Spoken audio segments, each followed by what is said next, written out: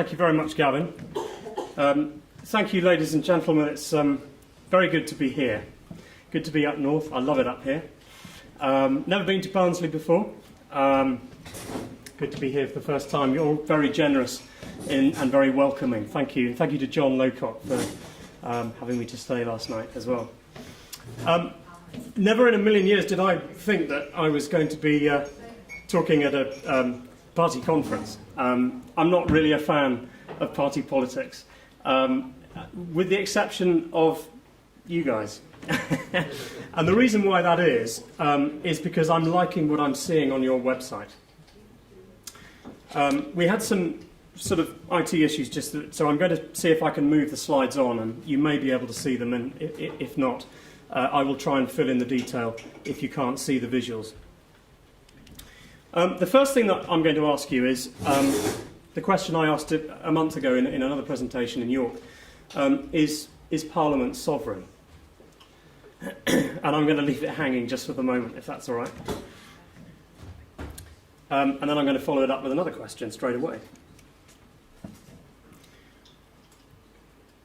Do we live in a democracy? And another one. Should we live in a democracy? So I'm going to come on to answer these questions, but I'm just leaving them hanging for here for the moment. So I was saying just now that I had a good look at your website, and I'm seeing some very nice things. I'm seeing references to the Constitution, which you don't often see. You don't often see that in party politics, where people are actually talking about the Constitution. So we will fight to take care of our own people, especially those least able to help themselves, and to assert the sovereign will of the British people over our servants in Parliament, by campaigning for direct democracy through our landmark policy, the parallel Parliament. Well, the parallel Parliament is your bit, but I do like the references here. I'm enjoying this. So moving on, we've got some other bits here where you've said, I'm not marking your exam, it's all right. The only safeguard that exists to preserve our way of life, the Constitution, and central to all of the liberties that we enjoy, liberties that the blood of veterans was shed to preserve, and which we may take for granted, is the principle of democracy, of government by consent, the only legal and moral basis of Parliament's legitimacy to govern. Now, these are great sentiments. I'm really liking this. But what I'm often finding is that even those that might profess to know about the British Constitution, there are often some hidden confusions. And actually, if we dig into that, where is that government consent coming from? So in this presentation, I'm going to rattle through it because I think we've got quite a lot of information here to talk about. But I'm going to start with just laying this out as I understand it. And I was introduced as an expert. I'm not an expert. I've just read into it a lot and quite deeply. And I've also not made the mistake along the way of thinking, right, I know about it now. I'm always uncovering more. Now, when we really get into the meat of how consent is given, we begin to realise that there are some confusions here. How is it that the people have sovereignty? I've sort of answered the question there. Is Parliament sovereign? Well, it's the people, actually, that retain sovereignty at all times under the British Constitution, if it's working as it should be. And we'll go into how that is. Now, in this presentation, as I've sort of already hinted at, it's going to be a sweet pill, because I've been saying some nice things about you. But at the same time, there might be the odd surprise, which might come as a bitter pill as well. But that's all right. We can consolidate all of this information. So what we're going to start with is the fact that innately within ourselves, there is a desire to, or at least we feel that there should be an influence over our government. We, the people, should have influence over our government. People feel that they should have that influence. Why do they? Well, the reason for that is you need to ask yourself the question, who came first? Did the government come first, or was it the people? What exists in nature? Well, the people exist in nature. the government is created then, afterwards, by the people. So the government is a fiction. And you cannot have the fiction gaining authority over its creator. I mean, it's an essential principle, isn't it?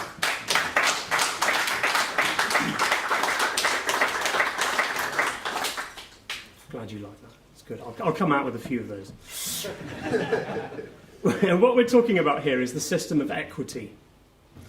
Now, any system of governance with any country has a single test, and that is it a legitimate system of equity? And what that means, if we just drill into that a little bit, is are all the people under the law equally?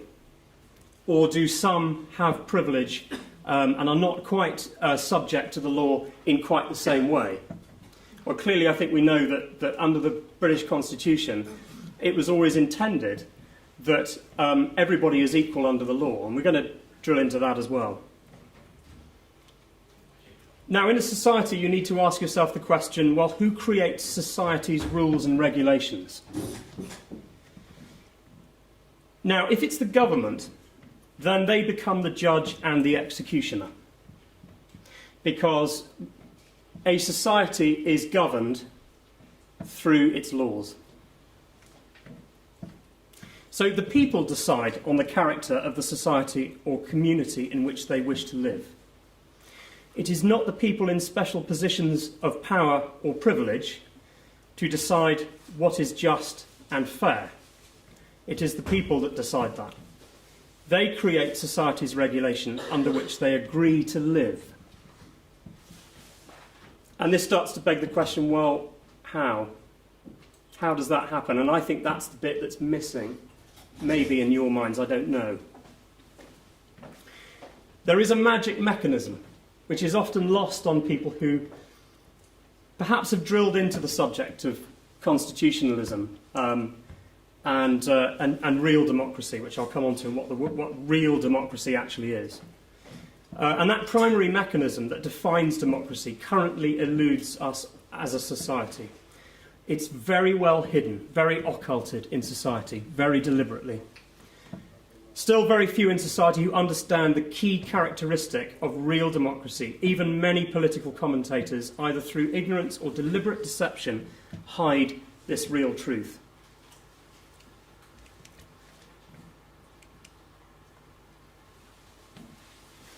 So this is the system of equity that we're talking about. It is the people that make up a society themselves that envision the principles of fairness and justice within their own society.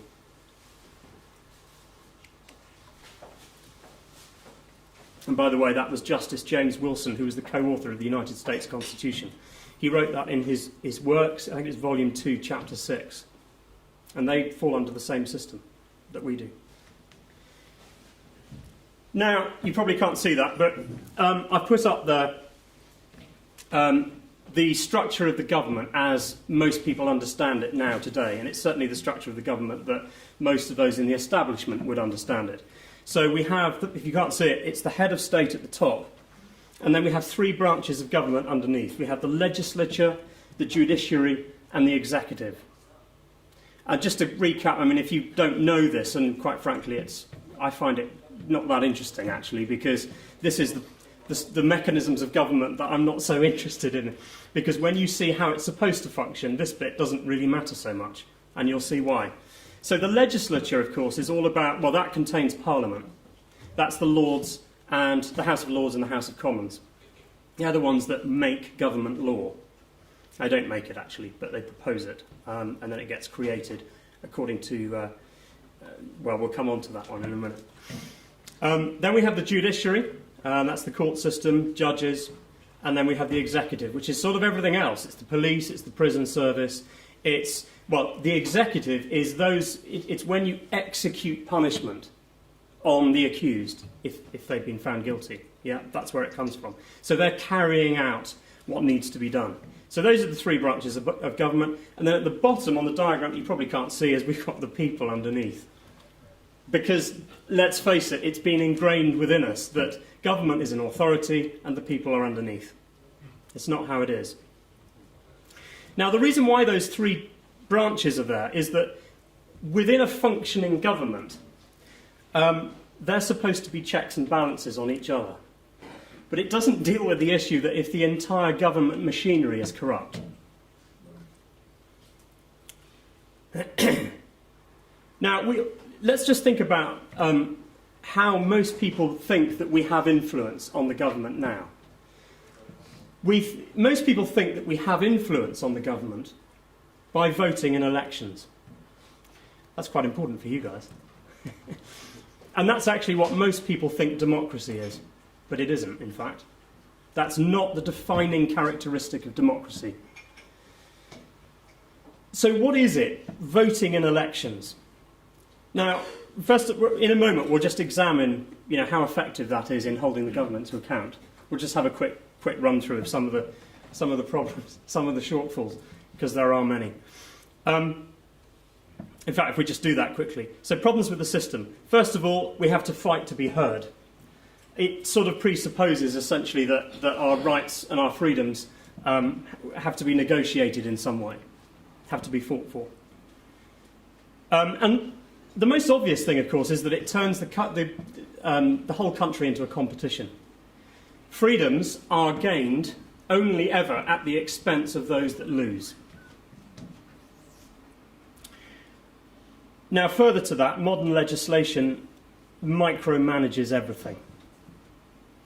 It's laying down the law on too much detail, because it was never intended to be like that. The law is supposed to function on principle. So in other words, if we had less of it, then there would be more common ground. The problem we've got now is that the manifesto of a party has to match your worldview, and then you'll vote for it. But there's no way that that's going to match everybody else's worldview. It's ridiculous, isn't it? I mean, So law needs to do less. Now, further to that, of course, we have things like the parliamentary whip system. So even if, do parties actually follow their manifesto for a start? And secondly, when they're actually in power, well, not in power, they're in office, of course. We know about the parliamentary whip system. They're actually pushed into voting certain ways and not listening to their constituents, and we know all of that. Now, aside from that, this is where the conspiracy element comes in. I'm generally known as, at my workplace, I think, as their pet conspiracy theorist. And you'll begin to wonder why as we get into this presentation. And the reason why I'm introducing that is because really the covering up and the hiding of how the British Constitution is supposed to work is an 800-year conspiracy. That's what it is. And so a little later on in the presentation, we're going to open up some of the bigger themes here, which, if you're not familiar with, are a little bit frightening to face when you first do so. So, further problems. I'm just going to read this out, actually. When an issue is forced onto the agenda, especially one of which the establishment is not generally in favour, a multitude of delaying and prevarication techniques are used, and misdirection and downright deceit becomes the order of the day in order to confuse the public and generally obfuscate the issues.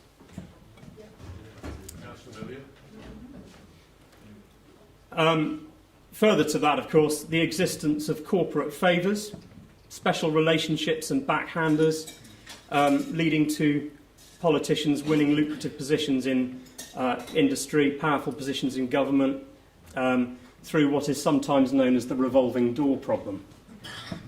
I mean, it just goes on and on and on, doesn't it? I mean, it's totally dysfunctional.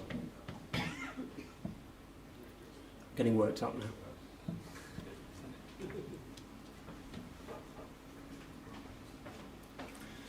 You may not be able to see that. Now, what I've got there is an illustration of, first of all, on the right-hand side, the diagram that I showed you earlier of the structure of government with the people at the bottom. But on the left-hand side, I've got an illustration which actually is much more accurate. It's the pecking order, as it really is. Okay, so what have we got? At the top, we've got natural law. And I'm going to come on to what natural law is in a moment, but not touch on it too deeply because it's a massive subject. Underneath natural law, we've got the rule of law. People throw that term around without really understanding what it actually is. Then underneath the rule of law, we've got the people. And then under that, we've got government, because government was created by the people. And then underneath government, we've got politicians and public servants, because they work for us. That's news to them, isn't it? I remember I was saying that the creation of government is by the people. We talked about that. So perhaps we should go through exactly what this is now. So if you can see this is in a bit more detail now. So starting with the top, we've got natural law. Now what this is the universe. This is the law built into the universe. I sometimes call it God's law, but I'm not a religious person. It doesn't matter whether you are or you aren't. This is a very deep subject, and it's very esoteric material. Now, just keeping it fairly pragmatic for the moment, natural law is that sense of right and wrong that we all have built into us, that sense of justice and fairness. Now, the interesting thing, I was talking with John about this last night, the interesting thing about that sense of justice and fairness is that we all have it, regardless of what culture we exist in. We all understand it. We innately know whether something's unfair. You can go to any part of the world, and the other interesting thing is that we express it as children as well, very young children. We react when something is deeply unfair. Now that sort of suggests it's kind of the exposure of natural law existing within the universe. Now if you're really into the raw expression of natural law and going back to the Hermetic principles, I did a talk in Nottingham in March, and it's on the New Chartist Movement website if you're interested. But really, natural law is a system. It's almost a system of science, really. It's a system of dynamics that's built into the universe. Some people call it karma. That if you actually do something that is out of alignment with natural law, you're going to get something back. You're going to get negative consequences. Sometimes it's been called consequentialism. So some of you might know Jordan Peterson, interesting character. He's a clinical psychologist, and there's a fabulous piece of video where he talks about how people don't ever get away with it. And he talks about how when he's dealing with people's issues, and they've really had some horrendous things happening in their life, and if you trace it back, you keep going back, and eventually you'll find something, and it's as if that was the cause, and it's sent ripples into the universe, and they've come back. It's very esoteric stuff, but get into that material if you're interested. But at least at the practical level, I think you'll understand, at the empirical level, if you like, that there is something there in all of us that we all understand, the sense of right and wrong. And it's what comes from the Golden Rule. We talk about the Golden Rule, the Decalogue, the Ten Commandments. All of that is really a sense of in fact, all of those rules in the Ten Commandments are really about taking property from other people. Taking their decision or their choices away from them in some form. So underneath the natural law, we have a manifestation of that natural law into what's visible in the visible realm is the rule of law and common law. So what common law is our conscience, which is the conduit, taking that sense of right and wrong and turning it into man-made laws. Common law is man-made law. It's just not government-made law. It's made by the people. In what situation? Juries. Now you're probably beginning to get where I'm going with this. And the head of state, of course, is meant to be charged with looking after that rule of law and keeping it in place and maintaining it. Then we have us underneath that. And then we have the artificial organisation that was created by us, the government, and then, of course, the officers that take oaths, the politicians and public servants. So that's just kind of going through a little bit and understanding that. Now, the next slide is, you may, again, try and see it, but it's how we bring these two sides, these two diagrams together. So we can still have the understanding of the three branches of government and roll it into the left-hand side, but it just looks a little different because, in fact, let me just go through. If you can see that, you can see that the people are on the same level as the head of state. Because remember that all are equal in the eyes of the law, including the head of state. They just got an office.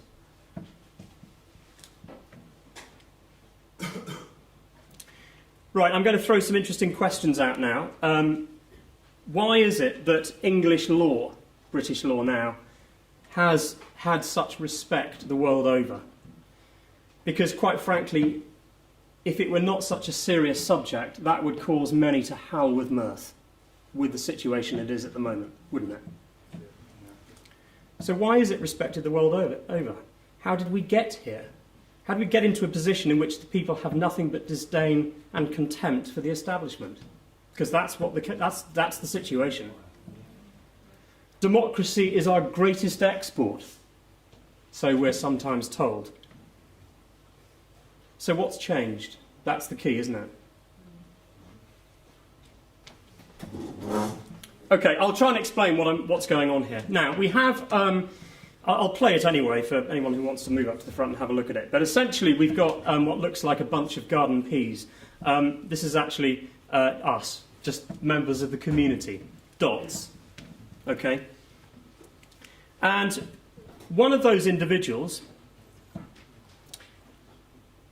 becomes the accused, because they've been accused of doing something they shouldn't have been doing.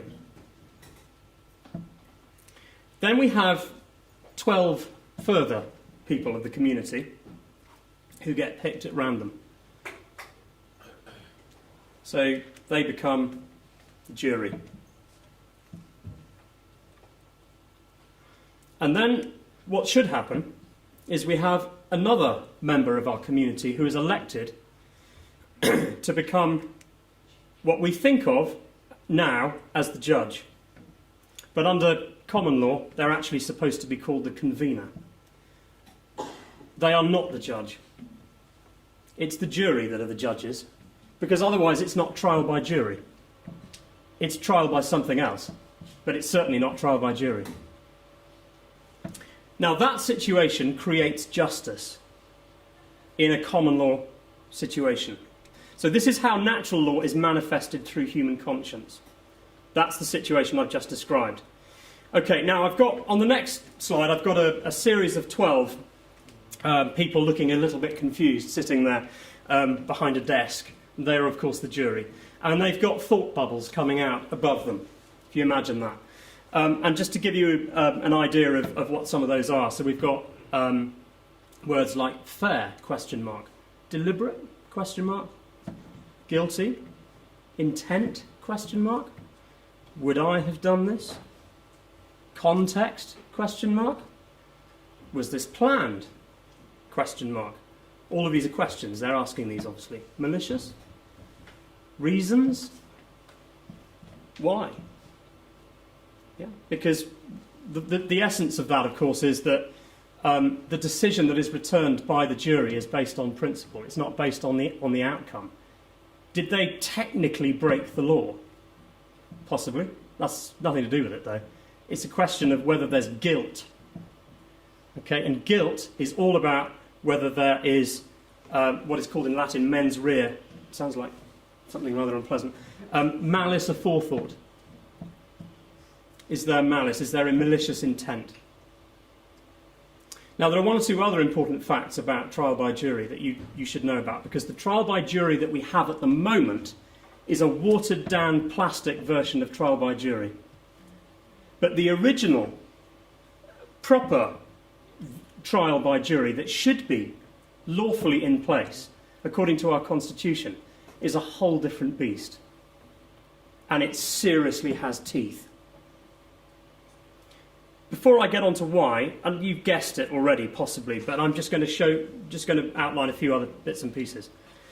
So it's about motivations, intent, and context.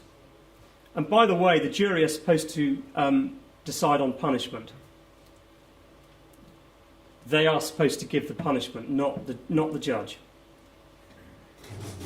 There should never be any interference from the judge, the convener, because they're not supposed to direct it. And the reason for that is because each juror should be judging privately according to their own conscience. Remember, they're tapping into natural law through their conscience. Is this fair? Is it just? That's what they're asking themselves.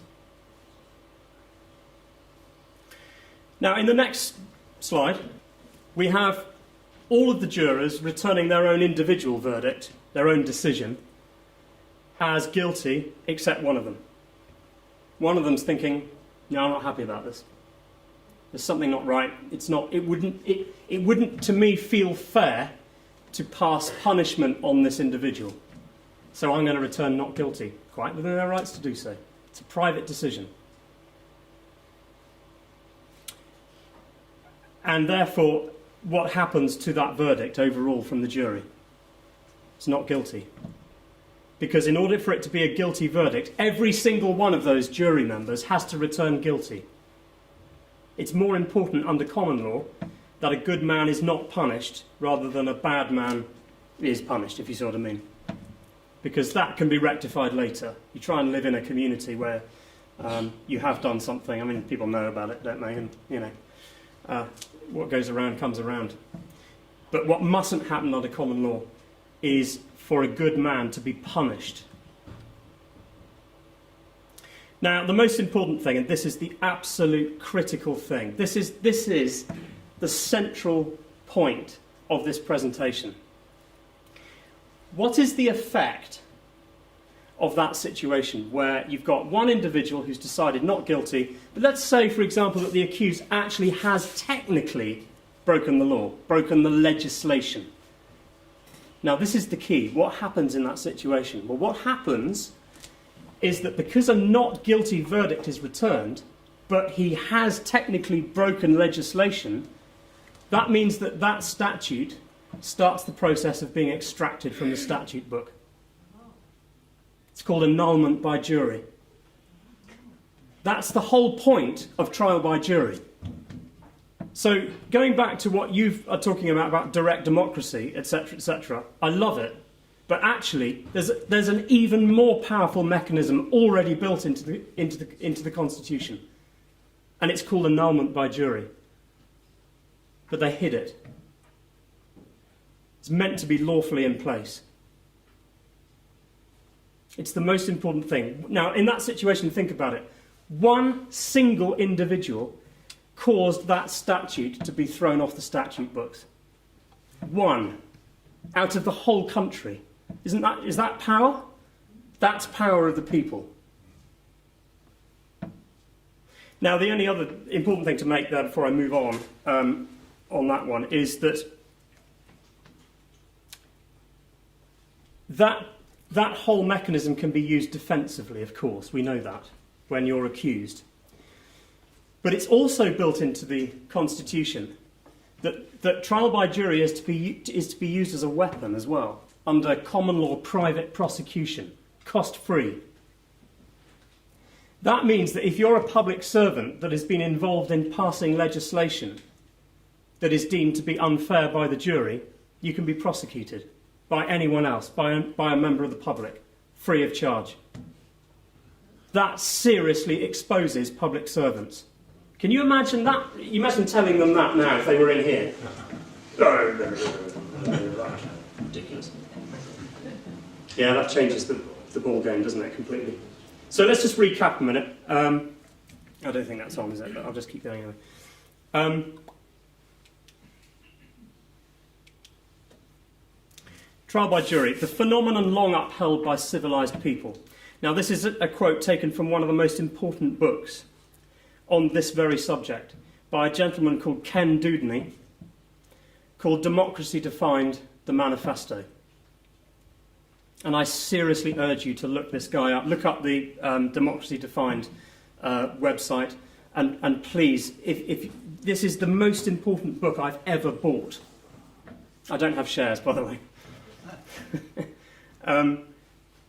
Because most law books, and I've read some of the books that are read by students of law, and it doesn't talk about any of this.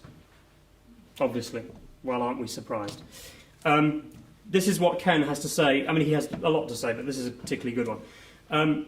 The phenomenon long upheld by civilized people, the consciences of a common law jury of 12 form a safer, purer tribunal than those of specially appointed individuals holding permanent offices, lucratively remunerated and bound to enforce the government's legislation.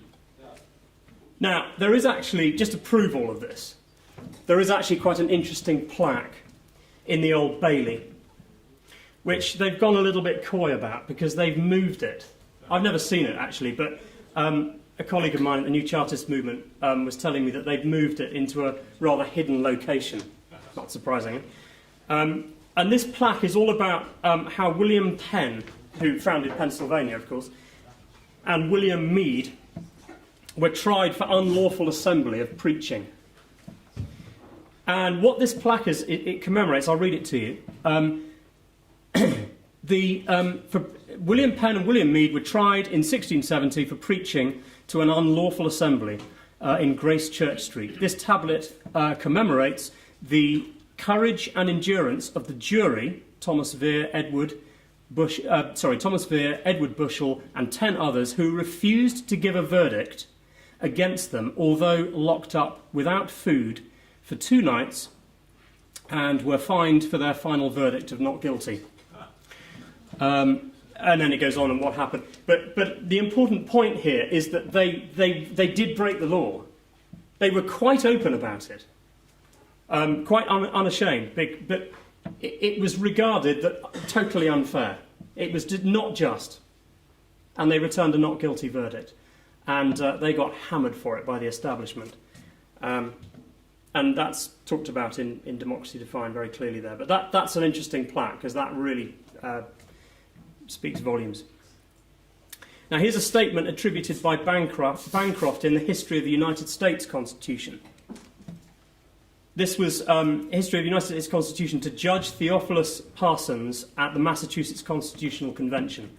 If a juror or any citizen accepts as the law that which the judge states, then that juror or citizen has accepted the exercise of absolute authority of a government employee, and has surrendered a power and right that was once the citizen's safeguard of liberty. So I just want to clarify about jurisdiction. So going back a little bit to the pecking order, we have God-created law, which is natural law. We have people-created law. That's the ordinary people creating law, because they're next, creating common law.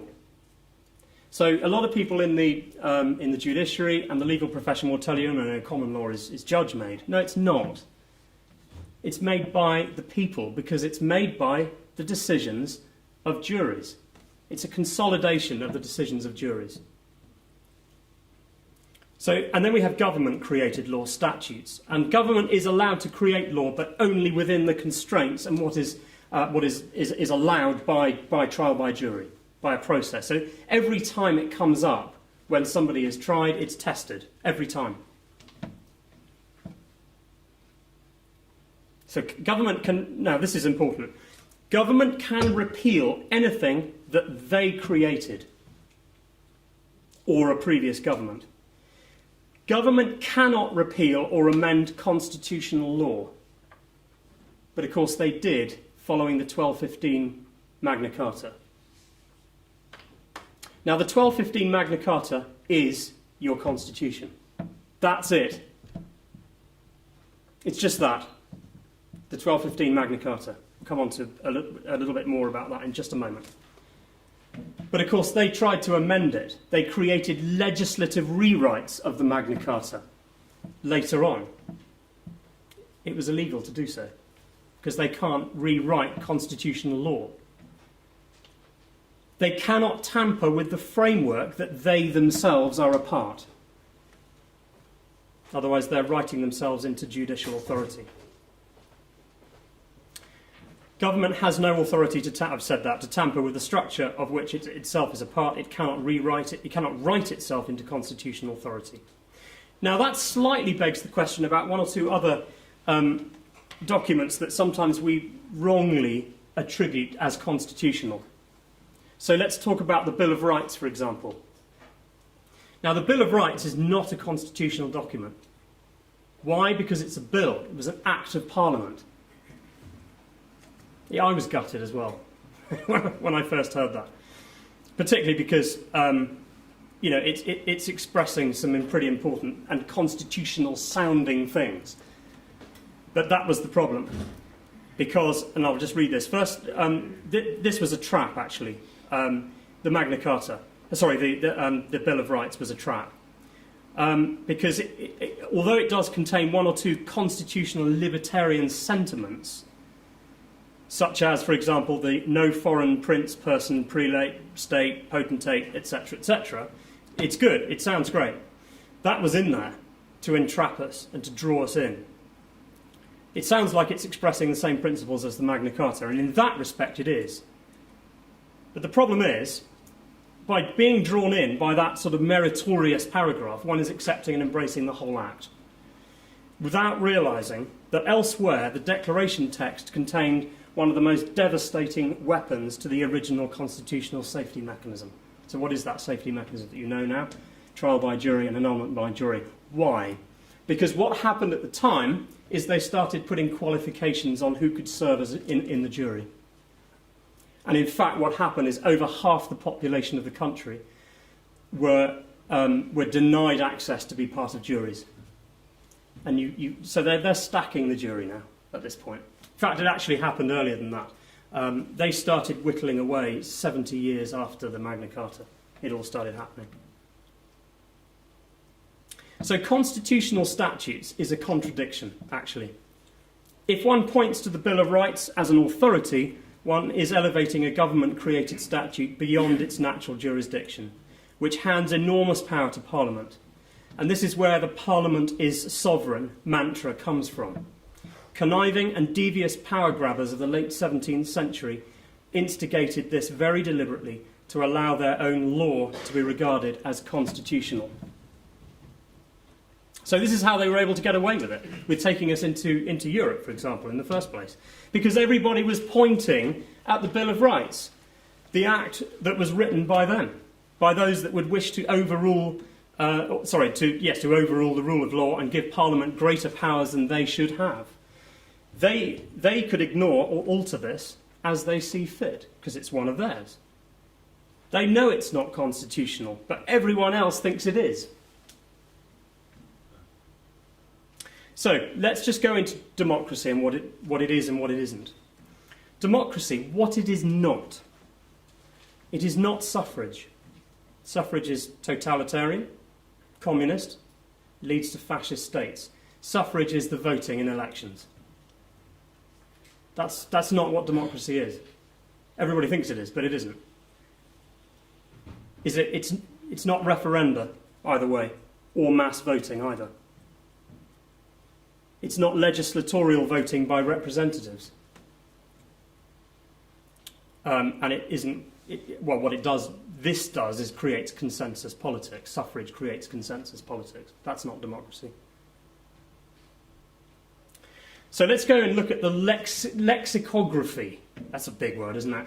Lexicography breaks down into etymology, philology, various different subjects to do with the language behind words. So if we break down the word democracy, let's have a look at that. So it comes from demos, the Greek word demos, the people. And then kratos, sovereignty. Or kratein, to rule, that's the verb. People rule. It's derived from the Hellenic Athenian constitution. And of course, most of us think that this is all about voting. Of course, that they've raised that in our minds as being the key attribute of what went on in Athens. Well, it didn't actually. It did as well, but there was something more important earlier on, particularly in early Athens.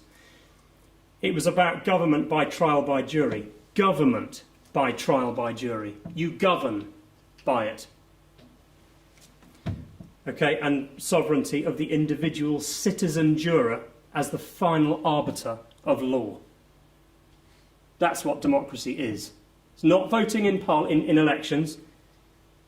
It's giving citizens the power to annul government law in trials. So specifically, excelsior rights. This was at the time of Cleisthenes, 508 to 507 BC. What were excelsior rights? It was the right to attend, yeah, to debate, yes, to vote, yes, as well. But this is the key: trial by jury for the accused, and empowering citizens with judicial authority as jurors. You're getting the gist of it. I'm repeating it, but it's so important. Now, whilst that was the case, it should be pointed out that it was infant in form in those days. There were no equal rights for women, and slavery remained, of course.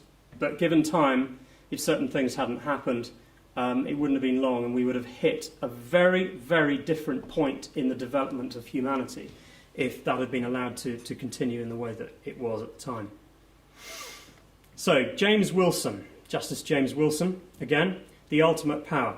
The empowerment of citizens by bestowing on them judicial authority as jurors in trial by jury, in which laws and measures passed by legislatorial majorities in the Assembly could be judged, overruled and annulled, whenever this was deemed by the jurors necessary to serve justice, liberty and the interests of the people. Now, how far have I gone on? How am I doing for time? Keep going. Keep going. Because what I was going to do at this point was just to paint a little bit of a background. I'll probably only be at about another 8-9 minutes, something like that. But it's quite important to understand the conspiratorial nature of our reality. So I've got up here, you won't see it, I've given up on that. It's working again. Oh, is it? Yeah. I've got rather a lot of slides to get through then. I'll just keep flicking and see if I can catch up. What I've got on the screen here, about to come up, if you can see it, is a pie chart. And the segments of the pie chart have all sorts of subjects on them, showing up various areas of human endeavour, if you like, in society that are affected by conspiracy. And I'm using that word unashamedly, not putting theory on the end. There's nothing theoretical about most of this now. I think you realise that there's an awful lot of information coming out. So I've got law and the court system.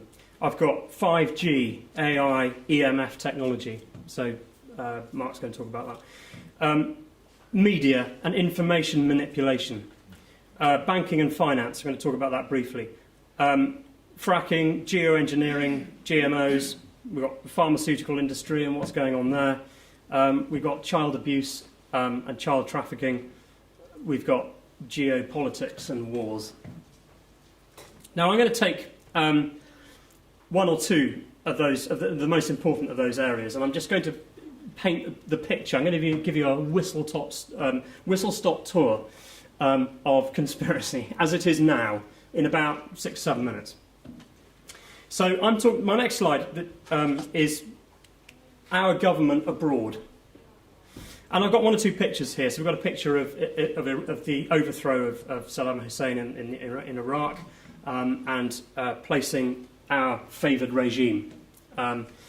We've got a number of sort of chessboard images there, geopolitical images. We've got a picture of General Wesley Clark, who actually came straight out with this, with a list of countries that the Anglo-American establishment wanted to kind of deal with.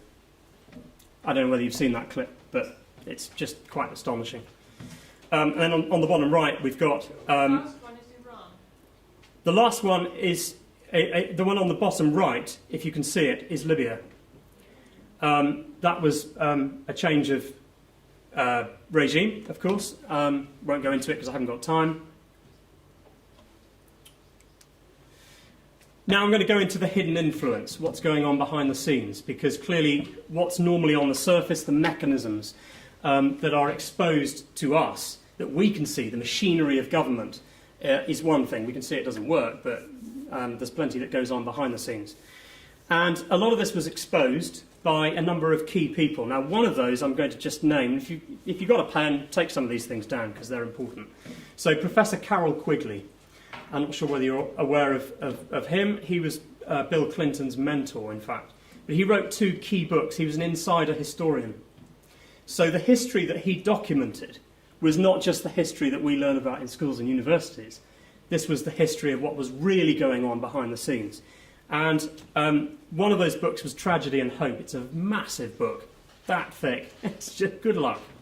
I haven't read it yet, but I have read the second book, The Anglo-American Establishment. which is also quite dry. But there are one or two jaw-dropping moments in it. And it does list the dark actors behind the scenes, people like Colonel Edward Mandell House and others. But what it outlines is the structure of the secret societies and the think tanks that were established at the turn of the century, the late 1800s, early 1900s. And one of those was, one of the key players in that was Cecil Rhodes, who established the Rhodes Society. Didn't have a name, they didn't name it deliberately. Then it became known as the Society of the Elect.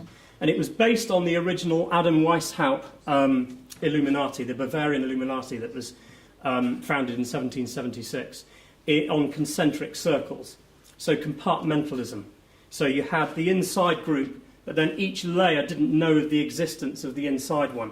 So round the outside of the inside group, the Society of the Elect, you had the Milner group. Lord Alfred Milner was very instrumental. They brought Fleet Street, and they bought up Fleet Street in the Times of London. They'd taken over by 1920, certainly. And then we had the Round Table groups, which were a group outside the Society of the Elect, or the Milner group, in each of the former British colonies. And then outside those, you had the front groups. And in America, that was the CFR, the Council on Foreign Relations. And in this country, the Royal Institute for International Affairs, known more colloquially as Chatham House, who are the real string pullers behind the scenes, largely, along with the intelligence agencies. Now, another key figure, important figure in all of this, important author, I should say, in all of this was Anthony Sutton. Anthony Sutton wrote an important book called Wall Street and the Bolshevik Revolution. And if you read that book, you can see who the real string pullers were behind the Bolshevik Revolution. Key bankers, Olaf Ashberg, William Boyce Thompson, some of these key players that were facilitating and funding, even before you get to Trotsky and Lenin and others that came after. My next slide after that is exposing the mainstream media, because they're lying to us on a massive scale.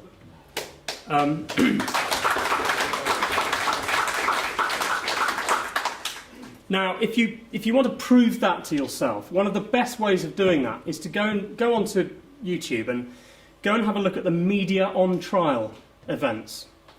Maybe one or two of you were there. Now, Media on Trial is an organisation that started putting on events called Media on Trial. I think they've had 3 now. The last one, they were actually, the venue where they were going to have it was lent on by the establishment, and they had it cancelled on them. But they were then offered another venue by a mosque, interestingly. Great guys, fantastic. But there were some key speakers at this, some really important people that you should tap into if you're not already. So Professor Piers Robinson from Leeds University talks very eloquently about propaganda and manipulation techniques. And by the way, one of the key think tanks that started the whole business of information manipulation and manipulating how people's perceptions was the Tavistock Institute, which came out of the Cecil Rhodes Secret Society network. And it then went on over into America with projects like MKUltra. But Professor Piers Robinson really breaks that down very, very well. So have a look on there. We've got independent journalists like Patrick Henningsen, who has his own 21st Century Wire. It appears on RT quite a lot. Vanessa Beeley has been outlining what's really going on in Syria with the regime change operations over there that have been going on, and how our government sends change agents into a society to change public perception within that society, agents provocateurs, all of that, divide and rule, buying people, important media people. You know the story. Now, in those events, we also had Peter Ford, who is a former British ambassador to Syria, who's a bit of a thorn in the side of the establishment because he's been giving a completely different narrative as to what's been going on in Syria, absolutely in alignment with Vanessa and others. And that last event was kiboshed by the establishment, but you had a former ambassador speaking at it. I mean, what is going on, you know? There's another figure in the middle I've put who wasn't on the media and trial events, but she's brilliant. Eva Bartlett, as well, from Canada, who's also another independent journalist who's been exposing what's really going on in places like Palestine, Syria. And the picture there is actually her talking at an event at the United Nations. She'd just come back. Very, very awkward for the United Nations, with a whole load of charity workers explaining what was really seen. Then I'm just going to talk briefly about private central banks, because this is the other critical subject. The first subject that us at the New Chartist movement are talking about, the first subject is what we've just been talking about, the British Constitution, the trial by jury system and common law. That's one side of the coin. The other side of the coin is exposing what is happening with private central banks and our money system. Now, one of the best books on that is by a gentleman called G. Edward Griffin, called The Creature from Jekyll Island, and it's all about the Federal Reserve of America and its foundation in 1913. And all of the private central banks, what most people think of as central banks, all fall under one single central bank called the Bank for International Settlements in Basel in Switzerland. And that's exposed by my great colleague and friend, Justin Walker, at the British Constitution Group, who talks a lot about the Bradbury Pound. And this is all part of it, because if you can expose the information about the fact that our government is supposed to be creating our money under common law by the Treasury, interest-free, that's how they're supposed to be generating our money. Instead, they actually give the privilege to their chums in private central banks, and then we get charged massive interest on it. The whole system is just totally rigged.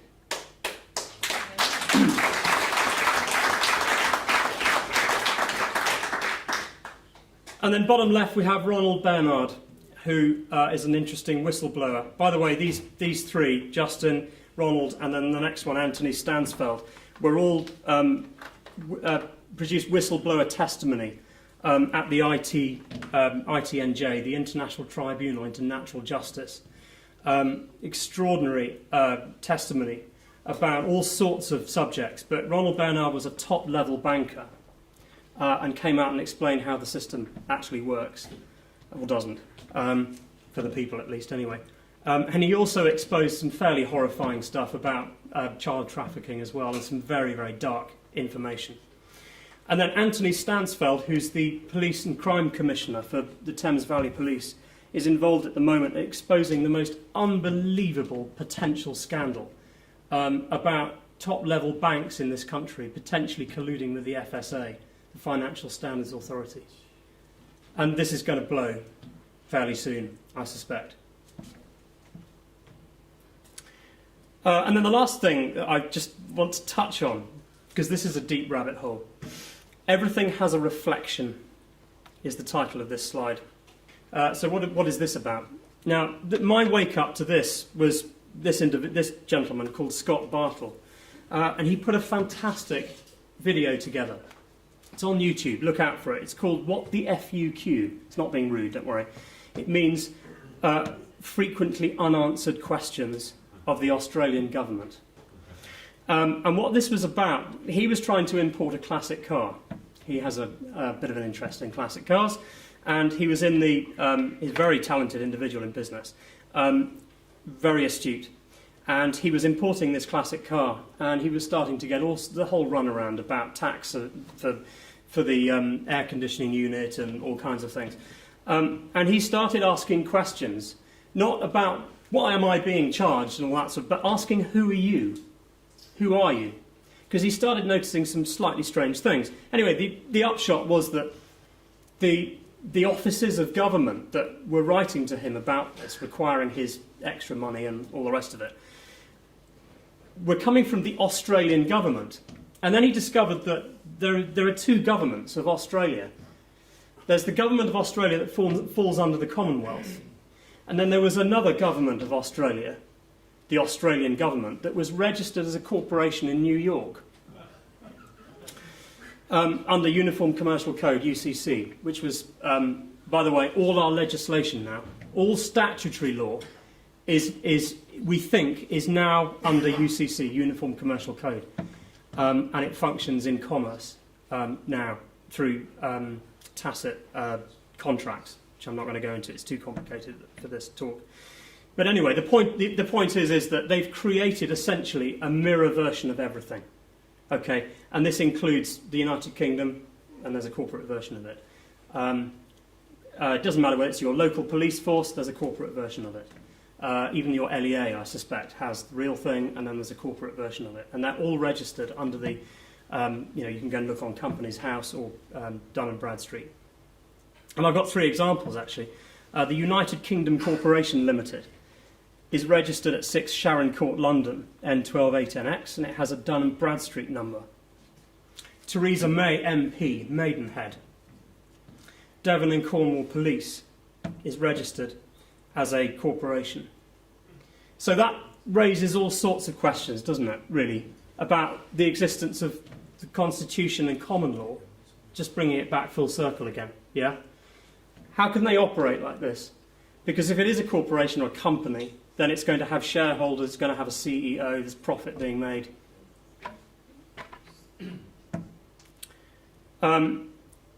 The last thing actually I was going to say, because he's not here today, and I thought he was going to be here, David Ellis.